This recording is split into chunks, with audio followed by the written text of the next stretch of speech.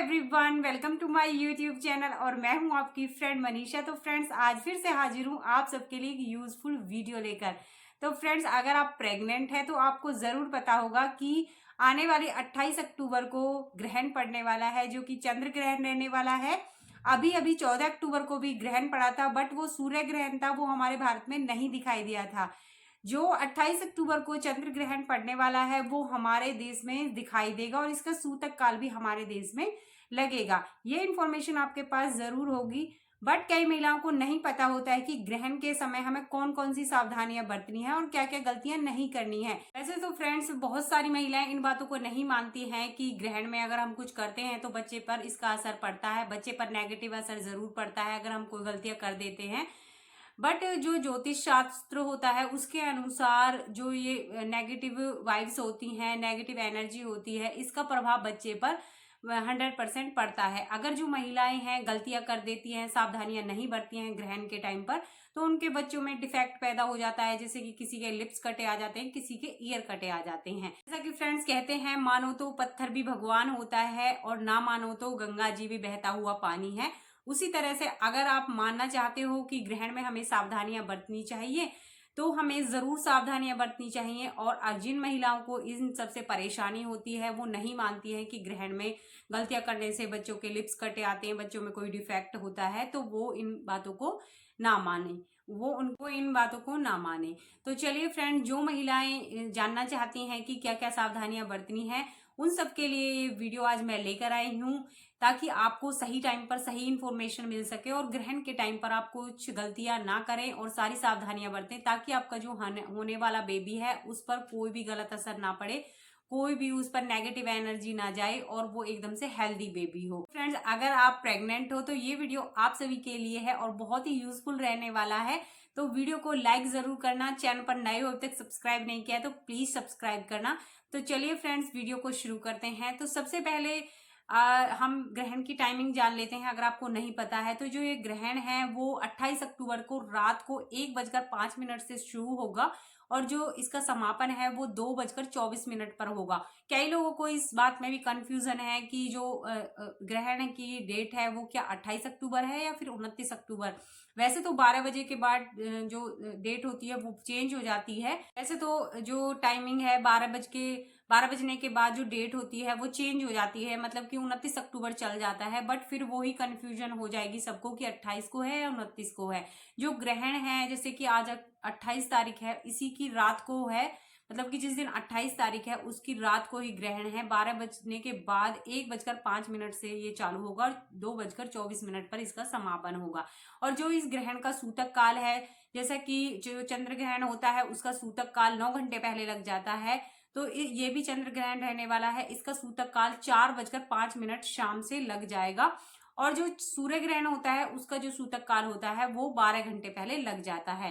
तो जो गर्भवती महिलाएं हैं उन्हें सूतक काल जब चालू हो जाए उससे ही सावधानियां बरतनी है और भूल कर भी कोई गलतियां नहीं करनी है, क्योंकि कहा जाता है कि सूतक काल से ही महिलाओं को सावधानियां बरतनी है, क्योंकि सूतक काल में नेगेटिव एनर्जी आ जाती है जिसका असर बच्चे पर पड़ सकता है। तो आपको 4:05 से पहले ही सारे घर के काम कर लेने हैं। उसके बाद आपको कोई भी घर का काम नहीं करना है और अपना रेस्ट करना है, और जब तक ग्रहण का समापन ना हो जाए।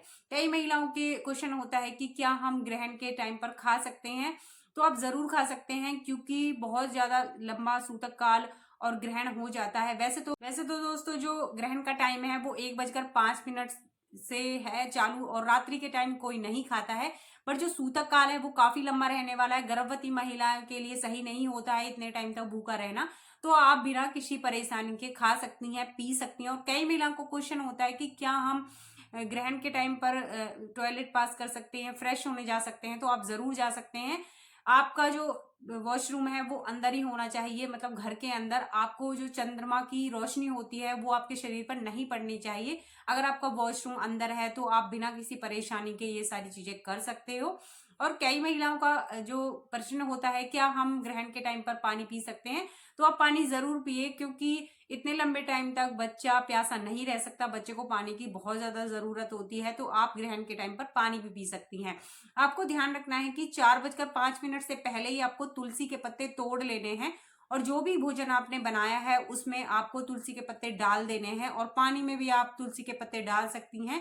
कई जगहों पर पानी और खाने में जो घास होती है उसको डाला जाता है, जो ग्रीन कलर की घास उगी हुई होती है उसको डालते हैं, वो पवित्र होती है पूजा में। तो आप तुलसी के पत्तों का यूज कर लें या फिर आप घास का भी यूज कर सकते हैं। इससे आपका जो भोजन है वो दूषित नहीं होगा और पानी भी दूषित नहीं होगा। इससे आपका जो भोजन है वो पवित्र रहेगा और पानी भी पवित्र रहेगा। इससे आप इन भोजन को ग्रहण कर सकते हैं और पानी को पी सकते हैं ग्रहण टाइम पर।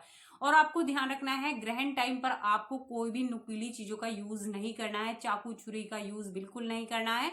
आप उस दिन किसी की हेल्प ले लें अगर आप कुछ भी खाना वगैरह बना रहे हैं। वैसे तो आपको सूतक काल से पहले ही खाना बना लेना है, बट फिर भी अगर आपको बनाना है तो आप किसी की इस टाइम पर हेल्प ले लें। ध्यान रखें कि चाकू छुरी का यूज बिल्कुल ना करें। अगर आप साड़ी पहनती हैं तो पिन भी अपनी साड़ी में से हटा दें। और आपको अपने पास ग्रहण के टाइम पर एक जो पानी वाला नारियल होता है उसको रख लेना है। कहा जाता है कि जो पानी वाला, अगर आपके आसपास कोई भी नेगेटिव एनर्जी आती है तो पानी वाले जो नारियल होता है उस पर पड़ जाती है। इससे आपके पास कोई भी नेगेटिव एनर्जी नहीं आएगी।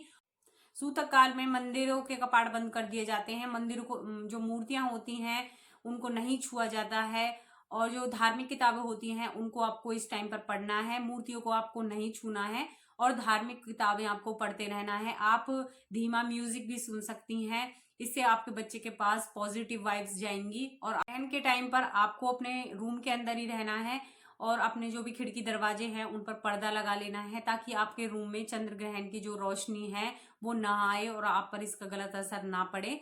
तो ये सारी जो सावधानियां हैं वो आपको बरतनी है। और ध्यान रखना है, अगर आप इस टाइम पर कोई फ्रूट खाती हैं तो आपको याद रखना है कि आपको उसको कट करके बिल्कुल नहीं खाना है। अगर आप कट कर कर खाना चाहती हैं फ्रूट तो आपको किसी से कटवा लेना है, उसके बाद उस फ्रूट को आपको खाना है। ग्रहण टाइम पर आपको वो वाले कपड़े पहनने हैं जो आप किसी को दान में दे सकें, क्योंकि कहा जाता है जो ग्रहण टाइम में गर्भवती महिलाएं कपड़े पहनती हैं उनको ग्रहण के बाद हमें दान कर देना चाहिए। ये बहुत अच्छा दान लगता है, बच्चे पर इसका बहुत अच्छा असर पड़ता है। तो आप उन्हीं कपड़ों को ग्रहण के टाइम पहने जिन्हें आप दान कर सकें, और ग्रहण के बाद आप इन कपड़ों को किसी को दान कर दें। फ्रेंड्स, कई महिलाओं का क्वेश्चन होता है कि क्या हम ग्रहण के टाइम पर सो सकते हैं, क्योंकि पहले के जो लोग थे उनकी धारणा थी कि अगर जो गर्भवती महिलाएं हैं ग्रहण के टाइम पर सो जाती हैं तो उनके बच्चों की जो आंखें हैं वो चिपकी हुई आ जाती हैं। तो ऐसा नहीं होता है, ये सिर्फ मिथ है। क्योंकि 12-1 बजे का टाइम ऐसा होता है कि हर किसी को इस टाइम पर नींद जरूर आती है, तो आप बिना किसी टेंशन के इस टाइम पर सो सकते हैं। ऐसा कुछ नहीं होता है, बच्चे को कोई भी नुकसान नहीं पहुंचता है। तो आप बिल्कुल भी परेशान ना होएं कि हम सोएं या ना सोएं, तो आप इस टाइम पर सो सकती हैं। और इस टाइम पर आप चाहें तो भगवान का भजन भी कर सकती हैं, भगवान से प्रार्थना भी कर सकती हैं कि भगवान जी मेरे बच्चे को कुछ ना हो, मेरे बच्चे के पास कोई भी नेगेटिव एनर्जी ना आए। और इस तरह से आप ग्रहण के टाइम पर अपना समय व्यतीत कर सकती हैं, म्यूजिक सुन सकती हैं। तो फ्रेंड्स, ये सारी सावधानियां आपको ग्रहण के टाइम पर जरूर रखनी है, ताकि आपके बच्चे पर कोई भी गलत असर ना पड़े। और आपको ग्रहण के बाद क्या क्या दान करना है, कौन क्या क्या चीजें करनी है, ये मैं नेक्स्ट वीडियो में आपको जरूर बताऊंगी, क्योंकि ये वीडियो बहुत ज्यादा लंबा हो जाएगा। इसलिए मैं नेक्स्ट वीडियो में आपको जरूर बताऊंगी कि आपको ग्रहण के बाद क्या क्या सावधानियां बरतनी है। और जैसा कि फ्रेंड्स आपको पता ही है कि उस दिन शरद पूर्णिमा है। अगर आप व्रत करते हैं पूर्णिमा का तो आपको 4 बजे से पहले ही भोजन बना लेना है, उससे पहले ही आपको पूजा कर लेनी है और अपना व्रत खोल लेना है। क्योंकि अगर आप सूतक काल में व्रत खोलते हैं तो आपका व्रत नहीं लगेगा, इसलिए आपको पहले ही अपना व्रत खोल लेना है 4:05 से पहले ही। तो फ्रेंड्स, ये थी मेरी कुछ छोटी सी इन्फॉर्मेशन। आई होप आपको इन्फॉर्मेशन अच्छी लगी होगी।